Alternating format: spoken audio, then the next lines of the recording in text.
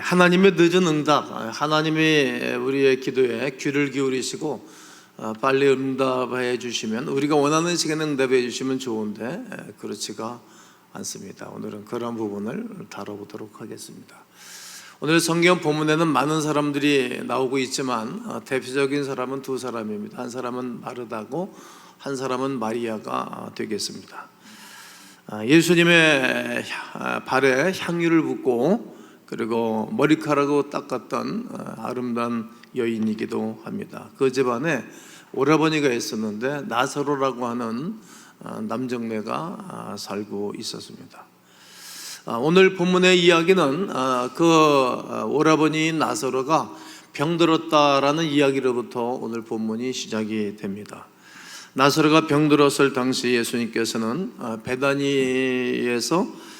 베다니로부터 걸어서 하루 반 정도만 걸어가면 이 나사로가 살고 있는 집에 도달할 수 있는 거리에 계셨습니다.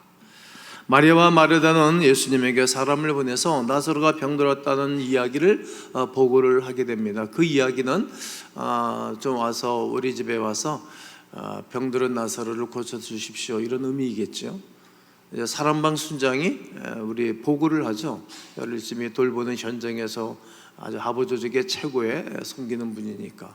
그럼 이제 교육자한테 보고를 하고 문제가 있게 되어지면 본인들이 해결하다가 또 저한테까지 보고가 들어오면 제가 전화라도 바쁘고 멀리 해외나 멀리 있으면 급한 일이면 전화로 기도해 주곤 하지요. 또 몸이 가기도 하고, 또 급한 일이라면 전교회 문자를 돌리고 또 교구장님들한테 이야기를 나눠서 중보기도 하라고 중보기도가 가동이 되기도 합니다. 우리는 여기서 예수님께서 나사로를 얼마나 사랑하시는지를 알아볼 수가 있습니다. 왜냐하면 마리아와 마르다가 보낸 사람은 나사로가 병들었습니다 이렇게 보고를 하지 않았고, 주께서 살아가는 자가 병들었습니다 이렇게 보고를 했어요. 그러니까 그 소식을 전달한 사람은 어떤 사람인지는 몰라요. 그러나 이제 잘 알고 있는 사람이겠죠. 알고 있는 친분 관계가 쌓여 있는 그런 분인데, 주께서 사랑하시는 자가 병들었습니다. 그러니까 주변에 있는 모든 사람들이 그 나사로를 예수님이 사랑한 것을 알았다 이거예요. 네. 여러분 이제 다 이렇게 보이는 것 아니겠어요? 가족 중에서도 누구를 더 사랑하고 누구를 더 아끼고 그런 거 알 수 있듯이 알 수가 있는 것입니다. 그만큼 나사로는 예수님에게 큰 사랑과 관심을 받았던 사람임이 틀림이 없습니다.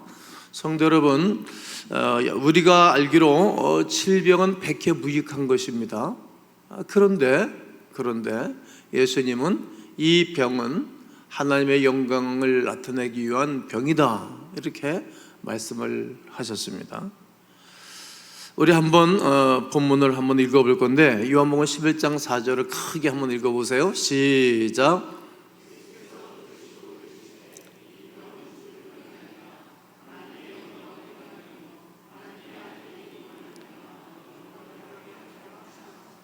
네, 이 이야기를 들었고 이 이야기를 하시고 난 다음에 예수님이 곧장 발걸음을 옮겨서 베다니로 가시지 않는 거예요. 그리고 당신이 있는 그 자리에서 이틀을 유하셨어요. 이틀을.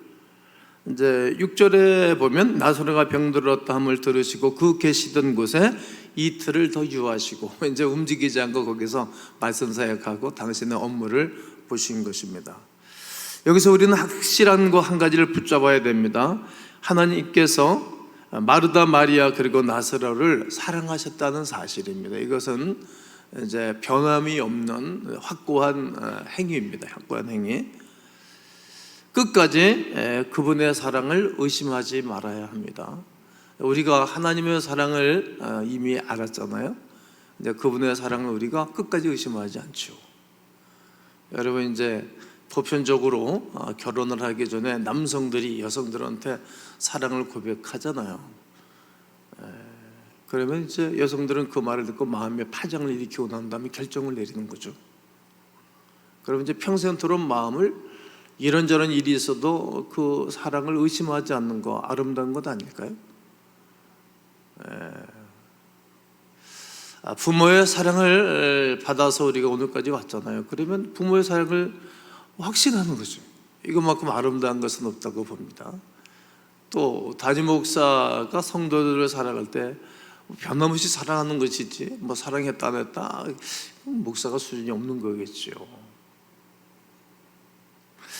나를 사랑하신다는 것을 변함없이 확신하는 것, 이건 정말 귀하고 놀라운 것이라 생각합니다. 오늘 7절과 8절을 보면 그 후에 제자들에게 이르시되 유대로 다시 가자 하시니, 유대 제자들이 말하되 라삐요, 방금도 유대인들이 돌로 치려 하였는데 또 그리로 가시려 하나이까? 이제 이틀이나 꿈쩍도 하지 아니하셨던 주님이 다시 유대를 가겠다는 거예요. 왜냐하면 유대에서 글로 넘어온 거거든요. 거기서 이 바리새인들이 예수님을 괴롭히고 죽이려고 했는데 피해온 거라고. 뭐 피해오러 왔다기보다는 말씀 사역을 감당하러 오셨는데 또 거길 가자는 거예요. 그러니까 제자들 입장에서도 보면 자기들도 고통당할 게 뻔하잖아요. 왜냐하면 예수님을 치면 자기들도 어려움을 당할 걸 알잖아요. 그래서 또 거길 또 가시려고 합니까? 그랬더니 예수님이 야, 낮이 12시간이 아니냐, 사람이 낮에 다니면 이 세상에 빛을 품으로 실족하지 아니하고 밤에 다니면 빛이 그 사람 안에 없는 거로 실족한다. 예수님께서 이 사실을 하신 이유는 이제부터 벌어질 상황, 그러니까 나사로와 관련해서 벌어질 앞으로의 상황이 제자들에게 큰 교훈이 될 것을 말씀하는 거예요. 그래서 앞으로 제자들이 더 큰 일, 더 큰 어려움, 더 큰 슬픈 일을 당할 일이 있잖아요. 여러분, 오늘까지 우리가 힘들고 어려운 일들, 울 수밖에 없는 일들이 많이 있었잖아요. 앞으로 그런 일들이 없으면 좋은데 장담할 수 없잖아요. 더 큰 일을 당할 수 있고 더 어려운 일을 당할 수 있을 것인데 그에 대해서 큰 교훈을 주시기 위함이라는 겁니다. 이제 예수님은 지금은 제자들 곁에 함께 하고 계세요. 그러니까 뭐 예수님이 함께 하니까 낫인 거예요. 낫. 뭐 부족함이 없죠. 뭐 죽은 자도 살리시고 얻는 것도 있게 하시고 물고기 2마리 보리떡 5개 가지고 2만 명 먹이고 12강제리가 남게 하는 역사. 그리고 뭐 예수님 함께 있으면 항상 낫인 거예요. 두려움도 없고 어려움도 없고 슬픔도 없는 것입니다. 겁날 것이 없습니다. 그런데 이제 예수님이 당신을 위해서 말씀하시는 건데 얼마 있으면 이제 제사장들에게 고발을 당해가지고 이제 십자가 못 박혀 돌아가실 일을 말씀하시는 거예요. 그때는 이제 밤이 된 거죠. 얼마나 슬프겠어요. 지금 나사로 가정에 나사로가 죽은 것도 슬픈 이야기지만 예수님이 한 가정에 대한 얘기지만 예수님에 대한 이야기는 온 인류의 이야기고 제자들 12명에 대한 이야기가 되지 않겠습니까? 근데 밤이 온다는 거예요. 밤이. 그러면 제자들이 실족할 우려가 있는 것입니다. 바로 그때 예수님이 그들 곁에 계시지 않을 때도 제자들이 실족하지 않게 하기 위해서 이제 예수님이 제자들 곁을 떠나서 이제 죽음의 계곡을 들어가는 그런 상황 가운데 있을지라도 이제 제자들이 실족하지 않기 위한 말씀이 되겠습니다. 그러니 유대로 가자고 하시는 말입니다. 이 말씀을 하신 후에 또 이르시되 우리 친구 나사로가 병들었도다, 잠들었도다. 그러니 내가 깨우러 가노라. 제자들이 이르되 그가 잠들었으면 낫겠나이다 하더라. 이제 병들었다는 보고 들었으니까 예수는 그의 죽음을 가리켜 말씀하신 것입니다. 예수님은 그의 죽음, 그러니까 예수님은 당신의 죽음에 대해서 이제 말씀하시는 것인데 그들이 잠들어 쉬는 것을 가리켜 말씀하시는 줄을 잘못 생각하고 있다는 것입니다. 이 예수께서 밝게 이르시되 나사로가 죽었느니라. 이제 당신의 죽음을 다 예고하고 교훈을 하고 난 다음에 나사로가 죽은 이야기로 연결을 시켜 놓으셨습니다. 예수님은 이제 나사로가 죽었다는 사실을 제자들에게 정식적으로 발표를 하는 것입니다. 그러면 왜 예수님이 나사로가 병들었다는 이야기를 들었을 때 곧장 가서 해결해 주시면 좋으실 텐데 병들었습니다 이 보고 들고 가만히 있다가 유대로 내려갔다가 이제 죽었다고 이제 말씀하시고 그럼 이제 잠들었으니 깨우러 가자 나사로가 죽었다, 이런 말씀을 하시는 거예요. 그러니까 이 제자들이, 옆에 있는 제자들이 도대체 우리 선생님은 이해할 수가 없어. 도대체 뭐야 이게? 그리고 이제 모든 사람들이 의아하게 생각하지 않았겠습니까? 나사로를 그토록 사랑하셨으면 말이죠. 사랑하는 자에게는 모든 건 아끼지 아니하시는데 다 아끼고 당신 시간까지도 아끼시는 것 같고, 나사로에 대해서는 이미 병들어 죽을 거니까 죽은 사람 무슨 관심이 뭐가 있겠어요? 막을 사람? 그렇게 이제 필요할 때는 가서 식사도 하시고 밥도 해달라고 하고 통닭도 튀겨달라고 하시더니 이제는 내치시는구나, 이 별별 생각이 이 부분에 많이 있었을 거예요. 여러분들은 많은 묵상을 안 하고 주일에 오셨겠지만 저는 많은 묵상을 하는 거거든요. 이미 다음 주 설교도 제가 묵상을 하고 있는 중에 있는데 엄청나게 이게 많은 생각을 할 수 있는 본문이 되겠습니다.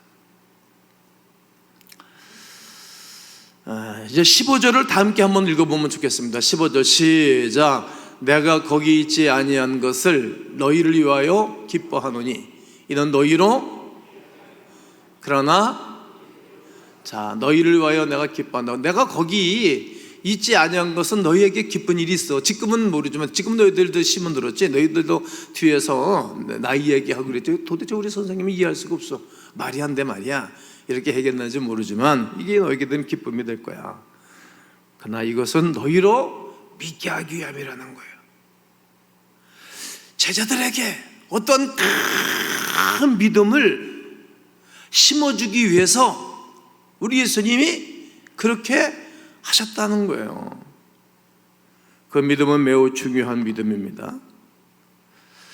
예수님이 그렇게 사랑하는 나사로의 죽음을 방치하기까지 하면서까지 제자들에게 어떤 큰 믿음과 교훈을 주기 위함이라는 거예요. 당신이 사랑하는 자를, 사랑하는 것을 늦게 표현하고 시간을 지체하면서까지 밀어놓고 난 다음에 이제 제자들이 앞으로 너희들은 이 사건을 통해서 흔들리지 않는 믿음, 변하지 않는 믿음, 존귀한 믿음을 주기 위한 하나님의 뜻이 있다는 겁니다. 예수께서 와서 보시니 나사로가 무덤에 있는지 며칠이라 나흘, 4일이 됐습니다.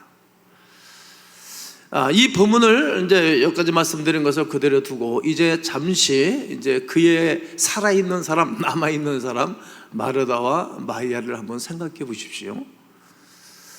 마르다와 마리아는 예수님에게 병에 대해서 알렸습니다.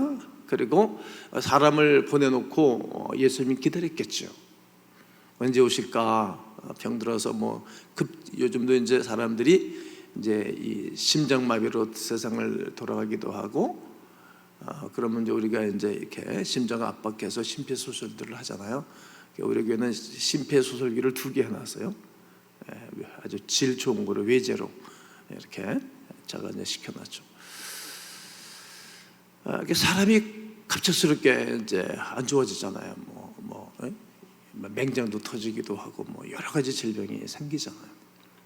갑자기 뇌졸중이 오기도 하고. 이제 그걸 해놓고 난 다음에 얼마나 많이 기다렸지 않겠어요? 그리고 이틀이 지나갔어요. 그리고 이제 죽었네. 그리고 죽고 난 다음에도 그래도 예수님의 능력은 우리가 믿으니까 예수님 오시는 쪽이 계속 이제 바라봤겠죠. 그리고 사람들 발자국 소리만 들려도 귀를 세웠을 것이고, 항상 예수님에 따르는 무리들, 제자들이 앞장선 제자들이고, 예수님 바로 옆에 있었던 베드로, 야고보, 요한, 그런 사람들이 바로 옆에 있었으니까 얼마나 기다리지 않겠어요? 이제 이들도 우리나라 장례 문화처럼 배로 이렇게 시신을 쌌으니까 배로 시신을 쌀 때도 바깥을 봤을 거예요. 그래도 안 오셨어요. 그리고 이제 할 수 없다 그러고 이제 장례를 치를 때에도 무덤의 장로의 마지막에 시신을 안장할 때에도 들이면 했을 거예요. 마르다와 마리아가. 그런데 옆에 있는 사람들이 말했을 거예요. 신방대원들, 걱정하지 마. 예수님은 우리를 사랑하고 당신 사랑하잖아. 그리고 당신 집에 와서 이렇게 여름에 삼계탕도 끓여주셨고 이렇게 음식을 하고 빵도 구워드리고 그랬지 않나. 그러니까 기다려봐. 그동안 얼마나 너희들을 사랑하는지 알지? 조금 있으면 예수님 반드시 오실 거야. 예수님이 오시면 다 괜찮아질 거야. 기다려봐. 그리고 항상 예수님이 하시는 우리하고 좀 달라. 이제 고차원적인 사람이 이런 말을 했겠죠. 그들은 예수님을 기다리고 또 기다리고 또 기다렸어요. 그러나 결국 예수님이 오시지 않은 채에 장례를 다 치르고 이제 4일이 된 것입니다. 우리는 때때로 인생에서 이런 시간들을 경험하지 않습니까? 도대체 기다려도 도대체 기도해도 그런 일들이 많이 있죠. 아무런 응답이 없을 그러한 순간들을 우리가 수없이 많이 경험했습니다. 그래서 예수님이 이런 상을 만드셔서 당신의 제자들과 오늘날 우리들에게도 메시지를 주고 싶은 것입니다. 오늘 우리들에게도 이런 상황이 오게 되어지면 실망하지 말아라. 기다려봐. 하나님은 우리 가운데 찾아오시는 분이야. 제가 잘 됩니다. 계속 잘 됩니다. 끝까지 잘 됩니다. 영원토록 잘 됩니다. 이것은 기다리려는 겁니다. 반드시 잘 되는 거예요. 하나님의 역사하심이라는 말이죠. 유대인들에게 있어서는 사람이 죽고 난 다음에는 3일 정도는 시신에 영혼이 머물러 있는다라고 생각을 했어요. 그들의 문화고 어떻게 보면 미신적인 이야기가 될 것입니다. 그런데 예수님은 그들의 문화까지라도 수용하셔가지고 죽은지 장난치는지 나흘 만에 오시지 않았을까. 그래야 그들이 납득이 되니까 말이죠. 즉 예수님께서 나사로에게 도착하신 때는 마르다와 마리아 그리고 주변의 모든 이웃이 나사로에 대한 희망을 다 버린 시간이었어요.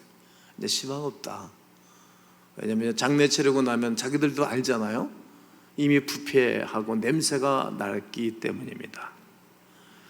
근데 이 두 자매 중에 마르다는 예수께서 오신다는 말을 듣고 곧 나가 맞이하되, 근데 이 마르다가 아주 성격이 좋은 여자예요. 믿음이 좋은 여자예요. 사람이 힘들고 마음이 힘들고 어려워도 할 일은 다 하는 사람이에요. 그리고 그 다음 후반절에 보면 마리아는 집에 앉았더라. 이 자매가 있어요. 이 한 집에서 함께 살아가는 마리다와 마리아를 보니까 이 마르다는 마음이 상해도 힘들어도 나를 무시한 것처럼 느껴져도 도대체 예수님을 미워할 수도 있는 그런 상황이 와도 예수님이 오시니까 영접하고 맞이를 한 거예요. 근데 마리아는 삐진 거야. 지금 마음이 상해가지고 방에서 내다보지도 않는 거예요. 여러분, 사람이 그 집에 왔을 때에 쳐다도 안 보면 그 사람 무시하는 거잖아요. 그러면서 말하다가 예수께 뭐라고 말하는 것인가 하면, 주께서 여기 계셨더라면 내 오라버니가 죽지 아니하였겠나이다. 마르다의 말을 쉽게 정리하면 이런 것입니다. 예수님이 뒤늦게 오셔서 예수님이 우리 오빠가 죽었습니다. 예수님이 좀 빨리 오셨으면 우리 오빠 죽지 않을 뿐만 아니라 병을 고쳤을 것이 아니시겠습니까? 왜 빨리 오시지 않았습니까? 마르다의 원망 섞인 물음에 예수님께서는 따뜻하게 당신의 계획에 대해서 말씀을 하셨습니다. 예수께서 이르시되 내 오라버니가 다시 살아나리라. 할렐루야. 다 죽어놓고 썩은 시체가 나고 있는데 다시 살아날 거다 선포를 했어요. 이건 선포입니다. 선포. 마르다가 이르되 마지막 날 부활 때나 다시 살아날 줄을 아나이다. 이 말은 무슨 말이냐면 신학적인 얘기를 하는 거예요. 이제 우리 누구든지 죽어 장세 치르게 되어지면 예수님 다시 오실 때 부활을 그걸 믿으시잖아요. 이건 이제 신학적으로 이렇게 바라본 거죠. 예수님 지금 골려주겠다, 지금 살려주겠다고 말하는데 이제 앞으로 이제 죽었으니까 이제 예수님이 하나님의 역사하심이 일어날 때 다시 살아날 것을 알았습니다. 이렇게 신학적인 측면으로 접근하는 마르다를 볼 수 있습니다. 여러분, 하나님의 은혜는 현재부터 미래까지 영원하신 줄로 믿습니다. 여러분, 지금 우리의 이 땅에서 살고 있잖아요. 이거는 미래까지 연결되어 있는 거예요. 이 말씀을 통해서 오늘 우리들에게도 이 말씀을 하고 계신 것입니다. 야, 예수께서 이르신 나는 부활이요 생명이니 나를 믿는 자는 죽어도 살겠고 무릇 살아서 나를 믿는 자는 영원히 살 것을 네가 믿느냐? 아마 교회학교 학생들이라면 다 아멘했을 것입니다. 그러나 고통의 시간을 지나고 있는 사람이라면, 얼마 전 사랑하는 사람의 장례를 치렀거나 괴로움을 당하고 있는 사람이나 엄청난 고통을 당하고 있는 사람들이라면 이 질문에 실은 대답하기가 쉽지는 않을 것입니다. 네가 기대하는 응답을 주지 않고 네가 생각하는 대로 내가 일하지 않았음에도 불구하고 나를 여전히 신뢰하느냐? 네가 기도한 대로 내가 응답해 주지 않고 네가 부른 대로 내가 곧장 가주지 않고 네가 너희 가정에 신방해달라고 하는데 내가 곧장 가주지도 않고 이렇게 다 망가졌는데도 너는 나를 변함없이 신뢰하니? 이런 물음이고 이런 말씀입니다. 그랬더니 주여 그러하외다. 얼마나 마르다가 믿음이 좋은지 몰라요. 한번 따라해 볼까요? 주여 그러하외다. 좀 약해요. 좀 더 크게 해보세요. 주여 그러하외다. 저는 그리스도시요 살아계신 하나님의 아들이신 줄을 내가 믿나이다 라고 고백을 했습니다. 이것이 우리가 마르다에게서 배워야 할 부분입니다. 신앙의 선진을 통해서 배워야 할 일입니다. 예수께서 느껴오신 것이 원망스럽기도 해요. 괴롭기도 해요. 그러나 그녀는 예수님을 향하여 그의 믿음과 신앙이 흔들리지 않고 있다는 거예요. 여러분, 자녀를 위해서 변함없이 기도해도 자녀 때문에 우리가 마음 아플 때가 많죠. 힘들 때가 많죠. 그래도 하나님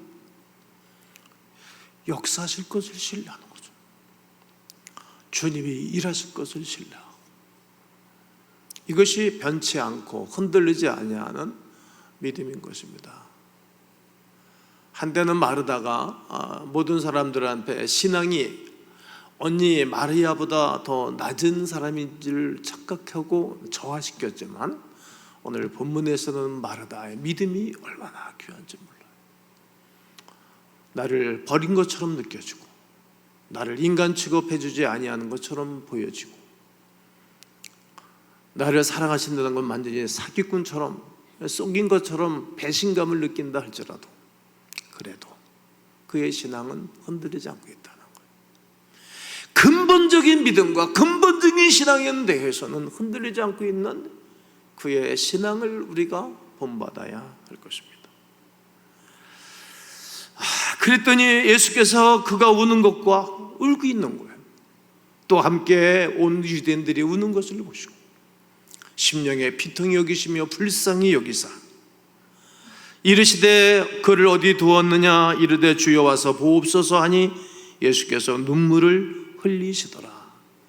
그의 아픈 이야기, 그의 아픈 현실에 대한 이야기를 보면서 예수님이 우시는 거 다 울었어요. 제가 이렇게 어려움을 당하는 성도들 신방 가면 거의 다가 울어. 나도 울고. 근데 뭐 웃고 기쁨으로 맞이하는 그런 신방도 있지만 어려운 신방 가면 99%가 다 울어요. 목사가 무슨 힘이 있겠어요. 하나님 대리자고 하나님 일을 하니까 사모하고 그런 거겠죠. 엊그저께도 어느 목사님이 이제는 제가 어디를 가나 이제 선배치게 들어가니까 나이가 한국 나이로 66살이 됐으니까 70에 은퇴를 하는 그런 입장에 보면 이제 얼마 안 남았잖아요. 그런데 후배들이 날 보면 막 울어. 어려우니까 우는 거예요. 예수님도 우셨어요. 우는 자와 함께 울고 웃는 자와 함께 웃으라고 하신 말씀이 예수님이 말씀만 하시고 행하지 않는 분이 아니라 행하시는 분이셨어요. 그러면서 비통히 여겼다 이런 단어를 썼는데 비통히 여겼다, 비통하다 이 말은 너무 마음이 아프고 너무 슬퍼서 표현하는 거예요. 이거 아마 완전히 우물바다였어요. 운다는 말은 어렵고 힘든다는 그 가운데 나타나는 현상이 아니겠습니까? 그들의 아픔과 괴로움을 느끼셨습니다. 예수님의 눈물은 예수님께서 그들의 심정을 느끼셨다는 것을 보여주는 것입니다. 우리는 주님의 응답이 늦어지거나 주님으로부터 어떤 도움의 손길을 받지 못할 때 주님의 마음을 전혀 느끼지 못하시고 계신다거나 전혀 당신은 아픔을 느끼지 않는다고 생각할 때가 있습니다. 그러나 그렇지 않습니다.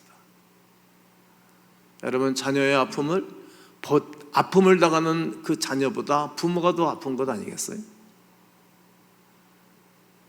이처럼 예수님은 우리의 아픔, 우리의 그 어려움, 그런 마음을 너무 잘 알고 계시는 것입니다. 힘들고 지치고 어려울 때 주님이 똑같이 힘들고 지치고 어려워하시는 것입니다. 주님은 우리의 마음을 너무 잘 알고 계시다는 사실입니다. 우리가 주님의 손길을 느끼지 못하는 순간에도 변함없이 그분은 느끼고 계신 분이십니다. 38절에 비통히 여기셨다고 말씀하셨기 때문입니다. 그리고 사람들에게 돌무덤 앞에 돌 막고 있는 문을 옮겨놓으라고 명령을 내리게 됩니다. 그리고 예수께서 이르시되 내 말이 네가 믿으면 하나님의 영광을 보리라 하지 아니하였느냐 말씀하십니다. 우리가 할 일이 있다는 거예요. 우리가 기도해야 할 일은 우리가 할 일인 거예요. 오늘 기도하는 그 시간, 그때가 가장 기쁜 시간이라고 말하지만 우리는 안 하는 거예요. 우리가 할 일이에요, 이것이. 변함없이. 옆에 있는 사람들이 벌써 죽은 지 오래돼서 이게 불가능한 얘기입니다, 그런 얘기 좀 그만하시죠, 이렇게 말했지만 돌을 옮긴 사람이 있는 거예요. 돌을 옮긴 사람이 있는 거예요. 사람들이 안 한다, 못한다 그렇게 말하지만 하는 사람이 있다니까요. 제가 목회하면서 하나님의 거룩한 일을 할 때 성도들이 100% 홍하고 100% 따라주지 않아요. 그래서 하는 사람들이 있는 거예요. 봉사하는 사람들이 있고, 전도하는 사람들이 있고, 주방에서 땀 흘리는 사람들이 있고, 음식 준비하는 사람들이 있는 거예요. 애쓰고 수고하는 사람들이 있는 것입니다.